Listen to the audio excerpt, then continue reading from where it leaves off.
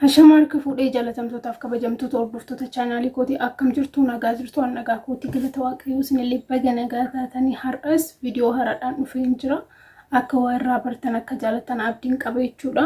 Yeroo jalqabaatiif gara chaanaalii kootii kan dhuftan keessattuu shamarran biyya Arabaa jiraattan biyya garaagaraa jiraattan akkasumas immoo jechuudha baay'inaan wanti nan odeessu waa'ee shamarranii ilaalchisee jechuudha. Kanaafuu sheerii waliif godha.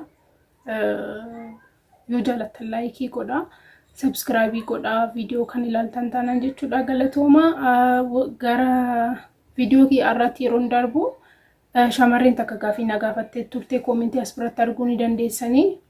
Maal naan jettee obboleettii kiyyaa deebii kan akkanaaf deebistu abdiin qaba jette jaalallee qabdi turte jechuudha. Yeroo biyya keessa jiraattu yookaan immoo biyya ormaa odoon deemiin dura jaalallee qabdi. Jaalallee ishee wajjin hedduu kan wal jaalattu turte jechuudha.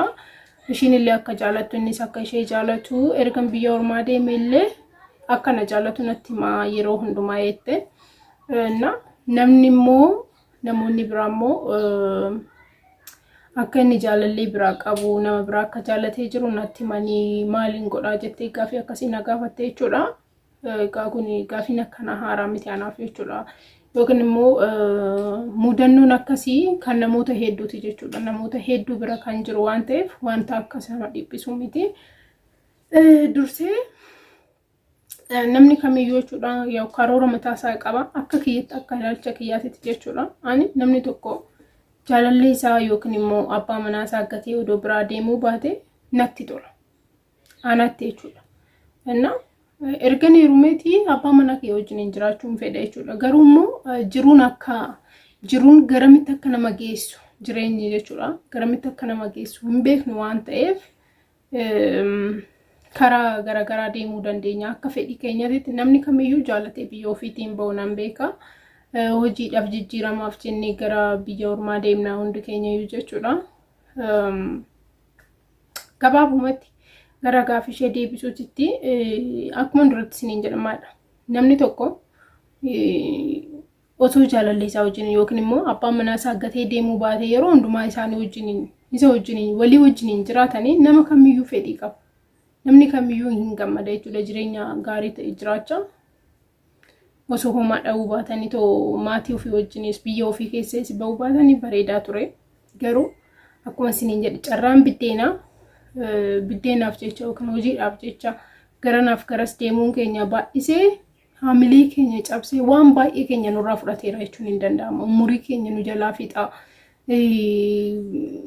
Carraa jaalallee qabachuu yookiin immoo abbaa manaa daa'ima da'uu waan baay'ee nama jalaa cabsa jechuudha gara biyya ormaa deemuun gabaabumatti. Garuu kun hundumtuu ta'ee osoo jiru maalidhaa yeroo tokko amma ishee maaliin godha? Abbaa manaa kiyyaa akkasnaan jechaa jiranii. Inni garuu akkana jaalatu natti hima. Namoonni biraa immoo akka inni jaalallee qabu natti himan jette.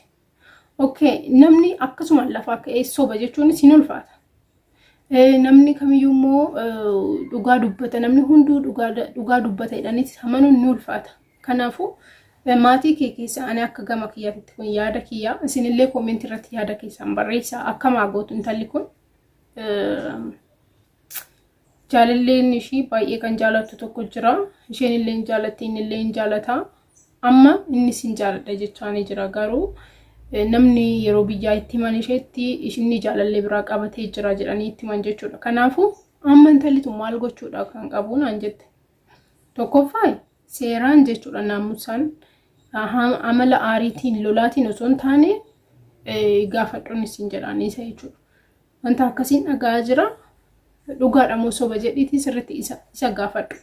Inni lammataa immoo maatii kee keessa obboleewwan kee ta'uu danda'an yookiin immoo hiriyoota kee kan sirriitti amantu garaadhaan jaalattu kan sitti dhiyaatan yoo jiraatan isaan dhaqanii akkasii ilaalan maal akka inni gochaa jiru naannoo tokko yoo taatan iccitiin kamiyyuu dhokatee nafu sila kamiyyuu iccitiin kamiyyuu. Baay'ee amma fakkeenyaaf shamarreen biyya Arabaa kan jirtu hiriyaan isaanii yookiin haati manaa isaanii kan biraa kan fuudhee kan biraallee kan dhalfatee hedduutu jira. Akkasumas immoo niitii haadha manaa isaa dhiisee jechuudha dura fuudhee dhiisee yeroo shamarreen qarshii qabdu biyya Arabaatti dhuftu kan fuudhus hedduu jira. Kanaafuu sirriidha.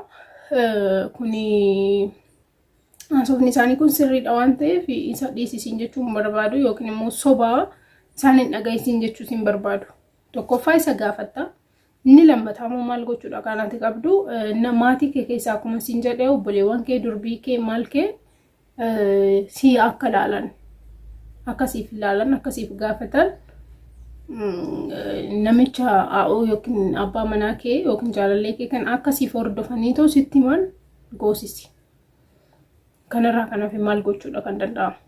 Amma dhuftee ija keetiin wanta inni irra jiru argitu toomaa gochuu hin dandeessu jedhee ta'e yaada akka gama kiyyaatitti jechuudha.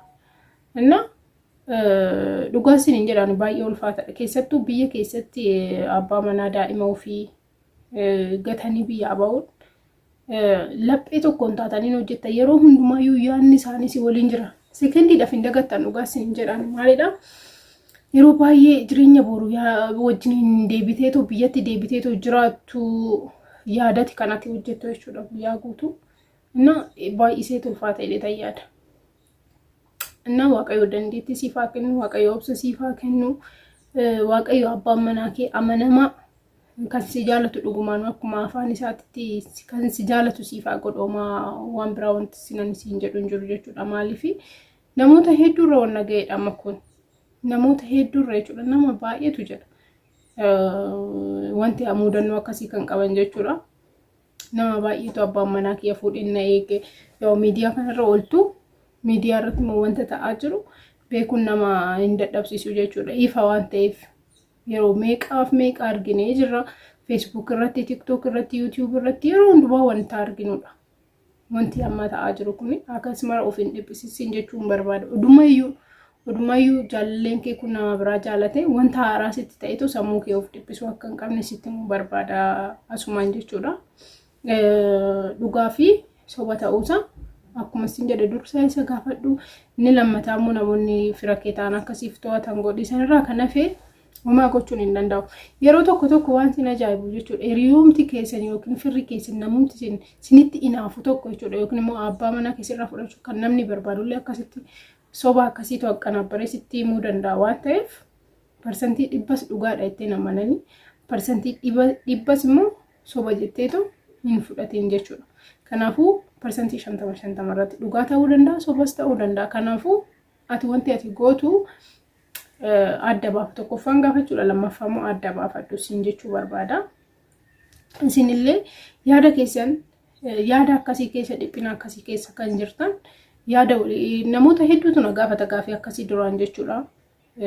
Share waliif goonii yaada share waliif goonii wal jajjabeessinaa. Isinillee koomentii irratti mee yaada ishee deeggaruu yaada sinitti fakkaatu wanta dhugaa sinitti fakkaatu koomentii barreessaa fi viidiyoo kana yoo jaalattan laayikii godhaa, sabskiraaybii godhaa, chaanaalii koo sheerii waliif godhaa. Galatoomaa sinan jaaladhaa nagaan naaf tura.